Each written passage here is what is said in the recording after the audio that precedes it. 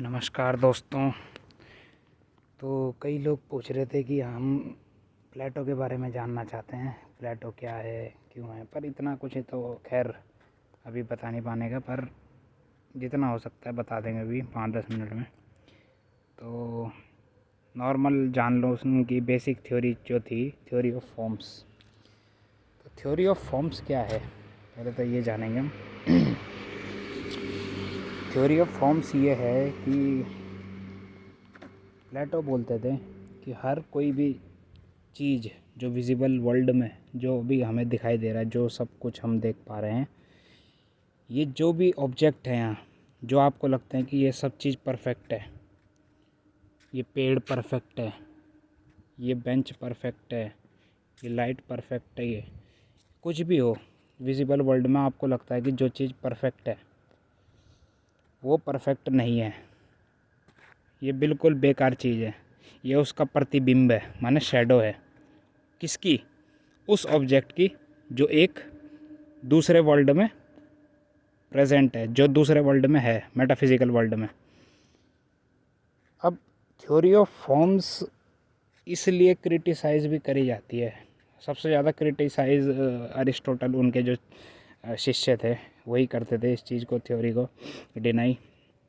क्योंकि भाई देखो, ये जो भी जैसे मान लो ये है यहाँ पर वर्कआउट करने के लिए, तो ये तो हमें परफेक्ट दिखाई दे रहा है, पर वो क्या कहते हैं, ये एकमात्र उसकी शैडो है, ये परफेक्ट हो ही नहीं सकता है। अब जैसे मान लो यहाँ पर कोई भी एक ट्रायंगल है, ट्रायंगल की हर तीनों साइड क्या होती है, 180 डिग्री। बट वो कहते हैं कि एक अगर हम इसको भी देखेंगे, अब इस ट्रायंगल को एक एग्जांपल मान के चलो, अब इस ट्रायंगल को भी हम एक तरह से पूरा अंदर जाकर देखेंगे तो कहीं ना कहीं पर इसमें कुछ ना कुछ तो गड़बड़ होगी, गलती दिखेगी हमें पॉइंट परसेंट से। तो ये चीज़ है भाई फॉर्म्स ऑफ थ्योरी। अब उन्होंने फिर आगे चल के एलिगोरी ऑफ द केव भी बताया, 7 चैप्टर में, सुना होगा तुमने, रिपब्लिक जो बुक थी, ठीक है, उसमें है जो 7 चैप्टर में। अब उसमें क्या है, उसमें ये चीज़ है कि भाई अपना जो एक पोस्टर देखना, उसे थंबनेल में डाल दूँगा मैं। तो वो जो पोस्टर है, उस पोस्टर में क्या दिखाया गया है कि एक केव है, ठीक है, केव के अंदर एक दीवार है बीच में, और दीवार के पीछे कुछ लोग हैं। जैसे ये केव है,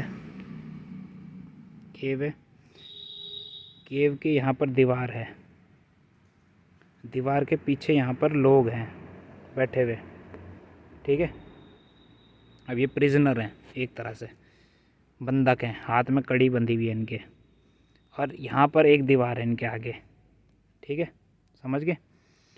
अब यहाँ पर कुछ लोग हैं खड़े, ये लोग जब भी जाते हैं तो इनके हाथ में कुछ ना कुछ दर्शाया गया है, कुछ पेंटिंग या कुछ भी एनिमल्स।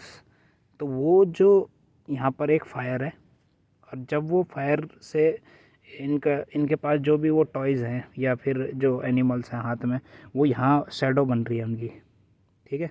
अब ये जो लोग हैं ये इसके अलावा कुछ नहीं देख सकते, यहाँ दीवार के अलावा विजिबल वर्ल्ड है ये हमारा। तो इनके पास यहाँ पर एक प्रतिबिंब बन रहा है यहाँ पर इस दीवार पे। तो जो प्रतिबिंब बन रहा है, तो उसको ही ये लोग जो प्रिजनर थे ये सत्य मान बैठ रखे हैं, सत्य मान रखा है इन्होंने कि भाई यही चीज़ बिल्कुल परफेक्ट है। बट प्लेटो कहते हैं ऐसा नहीं है, इसके बियॉन्ड भी एक लाइफ है, इसके बियॉन्ड भी एक सत्य है, वही एक मात्र असली सत्य है। क्योंकि ये वर्ल्ड चेंज होता रहता है, ये हमेशा बदलता रहेगा, पर लोगों ने क्या अवधारणा बना रखी है कि ये चेंजिंग वर्ल्ड ही रियलिटी है। बट प्लेटो इसको नकारते हैं, वो कहते हैं इसके बियॉन्ड एक मेटाफिजिकल वर्ल्ड है, और इसीलिए ये क्रिटिसाइज़ भी करी जाती है भाई। चलो पहले एक एलिगोरी ऑफ द केव बता देता हूँ। अब वो कहते हैं कि अब इन लोगों को जगाना है, इन लोगों को बाहर लाना है हमें इस केव से, इस केव से बाहर आकर ही व्यक्ति को पता लगेगा कि सत्य क्या है। अब ये जो लोग हैं ये आ नहीं पाएंगे बाहर, क्यों? क्योंकि ये अपने पास देखो, कई बार क्या होता है कि कई लोग होते हैं जो एक बंधन में बंध जाते हैं, पर वो आना नहीं चाहते उस जगह से बाहर।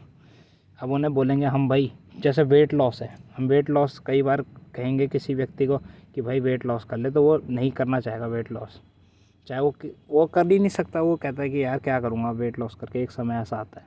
तो वो चीज़ है भाई। अब ये लोग यहाँ से बाहर नहीं आना चाहते, क्यों? क्योंकि इनके कल्चरल थिंकिंग, कल्चरल सोसाइटी ने जो डाल दिया है एक तरह से इनके दिमाग में कि भाई यही सत्य है, अगर हम इस पाथ में चलेंगे तो यही सत्य मिलेगा हमें, ऐसे करके सत्य मिलेगा, मोक्ष ऐसे मिलेगा, ये चीज़ ऐसे मिलेगी, ठीक है। बट क्या है कि इस चीज़ में हमें हमेशा एक तरह से हम एक गोल गोल गोल गोल गोल गोल मैट्रिक्स में फंस चुके हैं हम। पर प्लेटो क्या बोलते हैं, अगर इनको बाहर लाना है तो हमें ज़बरदस्ती एक इंडिविजुअल को बाहर लाना पड़ेगा। अगर वो बाहर आएगा इंडिविजुअल, तो तभी वो जान पाएगा कि बाहर कितना प्रकाश है, ठीक है। अब ये जो चीज़ बता रहे हैं वो क्या चीज़ है, ये किसके ऊपर बता रहे हैं? वो एजुकेशन के ऊपर बता रहे हैं कि भाई ये इग्नोरेंट वर्ल्ड है, ये कंफर्ट जोन में रहेगा अपने। जब तक उन पर एजुकेशन नहीं दी जाएगी तब तक वो सत्य को नहीं जान पाएंगे, समझ रहे हो। तो ये थ्योरी ऑफ फॉर्म्स है उनकी, ठीक है। ये एलिगरी ऑफ द केव उन्होंने बताया है अपना इस तरह से। तो ये चीज़ है भाई। तो बट इसका क्रिटिसाइज़ कैसे करते हैं अरिस्टोटल वगैरह? अरिस्टोटल कहते हैं कि भाई जो अभी हमारे पास सामने जो चीज़ें पड़ी हुई हैं, हम उसको ना देख के तुमने अलग ही मेटाफिजिकल वर्ल्ड की थिंकिंग डाल रखी है कि भाई वहाँ सब कुछ परफेक्ट है, वहाँ पे सब कुछ ही ऊंची है, वहाँ पे सब कुछ ही ब्यूटीफुल है, वहाँ पर सब कुछ ही अच्छा है। तो वो चीज़ अरिस्टोटल कहते हैं कि भाई इस चीज़ से मैं आपकी सहमत नहीं हूँ। क्योंकि भाई अब खुद ही सोचो कि हमारे पास प्रॉब्लम कब है, वो प्रॉब्लम अभी हमारी इसी वर्ल्ड में है, विजिबल वर्ल्ड में, और आप उस विजिबल वर्ल्ड को छोड़ करके आप मेटाफिजिकल की बात कर रहे हो। तो ये चीज़ है भाई। तो ये थ्योरी इसलिए क्रिटिसाइज़ भी करी जाती है उनकी बहुत ज़्यादा। और कई भी theory of education, theory of knowledge, कई थ्योरी हैं बाकी इनकी, तो उनको डिस्कस करेंगे। अगर कोई जानना चाहता है तो बता देना भाई कमेंट में। बाकी अपने फेवरेट फ़िलोसफर्स का नाम बताओ, उनके ऊपर भी डिस्कशन करूँगा मैं। तो धन्यवाद।